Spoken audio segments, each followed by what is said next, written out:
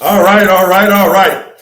This is the Best Football Show, and I'm Brian Baldinger, the star of Baldy's Breakdowns. You can find me all over social media and all the videos that I'm putting out there.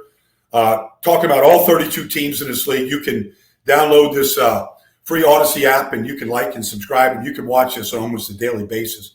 I'm here almost every day. But you have to talk about Thursday night football last night at Jet Life Stadium and what the Jets did, because the Patriots had actually played two really good games in a row. They beat the Cincinnati Bengals in Cincinnati week 1. They held them to 10 points.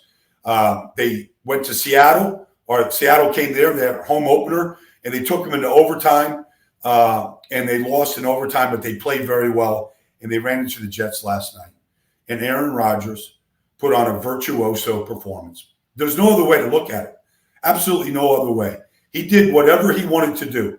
Whether he wanted to throw smoke routes and just call his own audibles and his own plays on touchdowns to Allen Lazard, the first one of the game, or the one to Garrett Wilson, he got everyone involved. Every single receiver, whether it was Xavier Gibson, Mike Williams, Tyler Conklin, Jeremy Rucker, Garrett Wilson, Braylon Hall, Braylon Allen, Breece Hall. He got every single receiver involved. They all touched it last night. And then what he did, and I think what probably surprised, whether it was, the announcers, his movement looked like the Aaron Rodgers of MVP type movement. He got away from Keon White, who's a stud, 24-year-old, second-year player. He ran away from guys last night. Josh Uche, he threw lasers throughout the night, all over the field. They had 400 yards of offense in every category. They had a time of possession last night of 40 minutes to 20 minutes.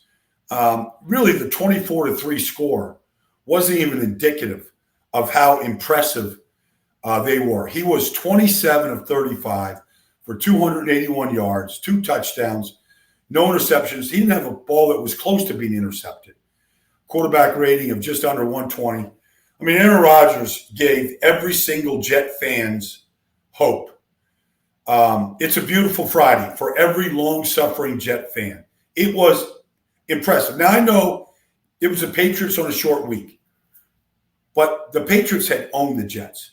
They beat them week 18 last year in a snowstorm in New England to get a win. But before that, the Patriots owned the Jets.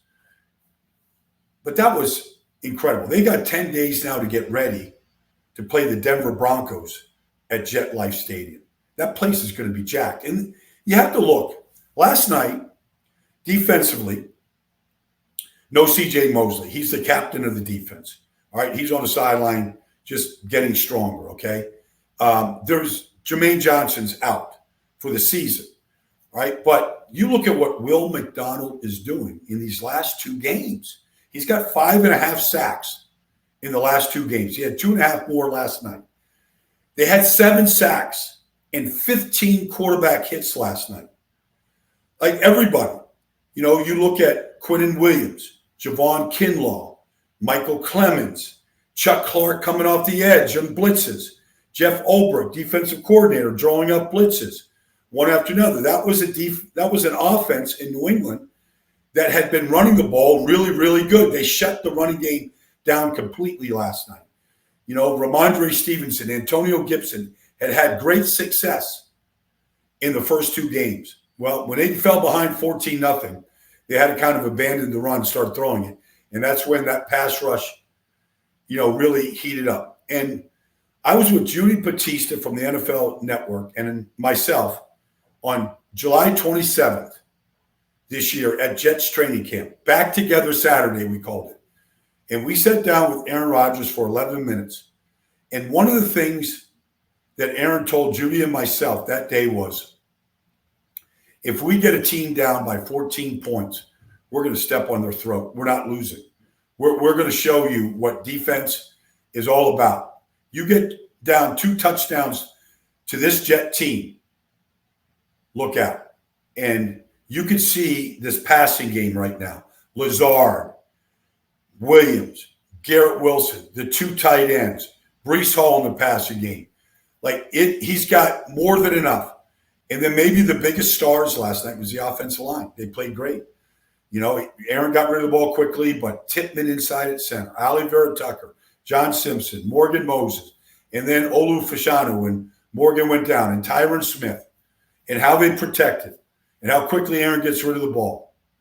You can't help but think at a 2-1 team with Denver coming to town on 10 days of rest, a team that's struggling, maybe they get out of September 3-1. And if you go 3-1 each month, you're going to end up winning 12 or 13 games. It's all possible. Not going to get too far ahead. Anyways, it was a virtual performance by Aaron Rodgers. And you could see, he was in total control. He called his own plays. He called his own audibles. He was deadly accurate with the football. That was fun to see. Now, week 3 in the National Football League, we got some awesome matchups. The 2-0 Chargers, the 2-0 Steelers. I don't know what Justin Herbert's status is. He's banged up. I think he's going to go. But regardless, it's going to be Justin Fields again for Pittsburgh. I mean, they're the number 1 defense in football right now, and nobody's even close to what the Steelers are doing.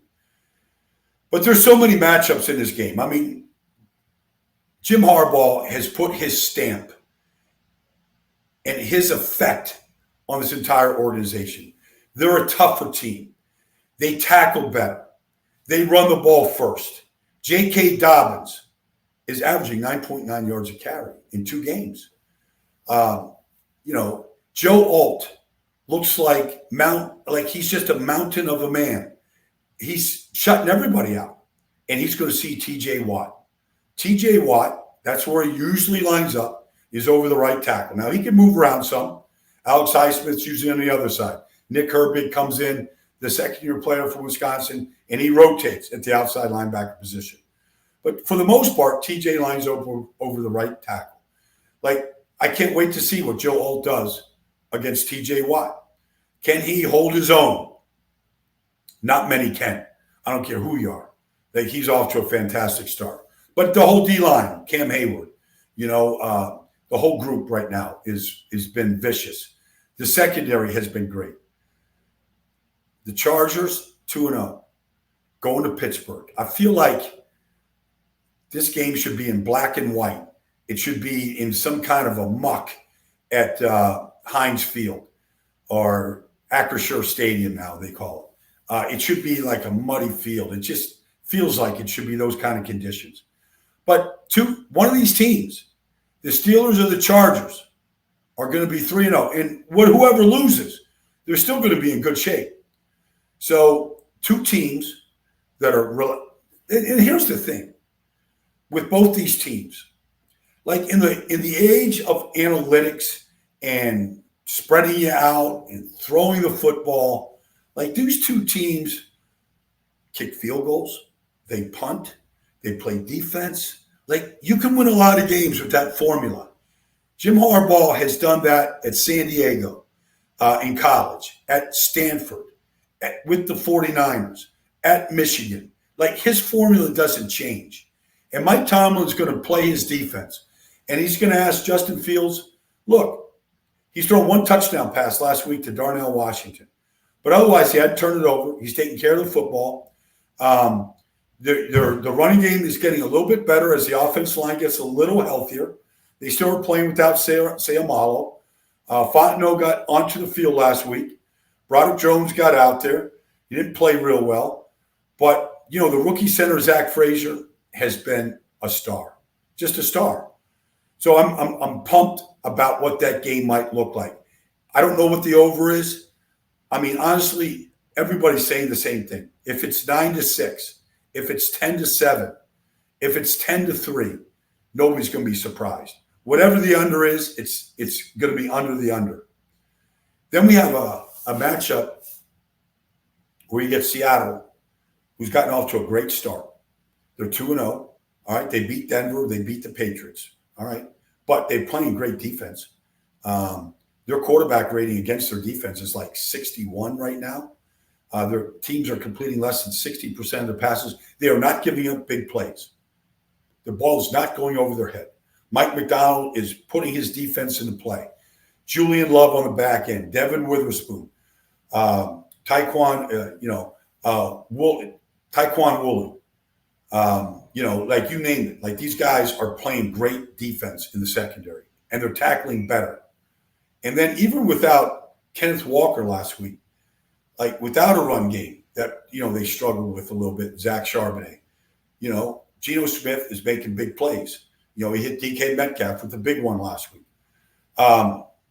They're formal, and they're going to Miami, obviously without Tua. We all hope Tua can return healthy and stay healthy. We really do. But we're going to see Skylar Thompson. And so this is where Mike McDonald has got to earn his paycheck. Like you got a backup quarterback in there now. He's played some football in this league. He started a playoff game. Nobody believes that Skylar Thompson can do anything like what we've seen Tua do. But there's still Tyreek Hill and Jalen Waddle, all right? And there's still, Devon Achane. And we'll see, just Raheem Mostert and the rookie Jalen Wright. There's still talent there. Let's see what the game plan is for Mike McDaniel here to work around his backup quarterback to give them a chance to beat Seattle.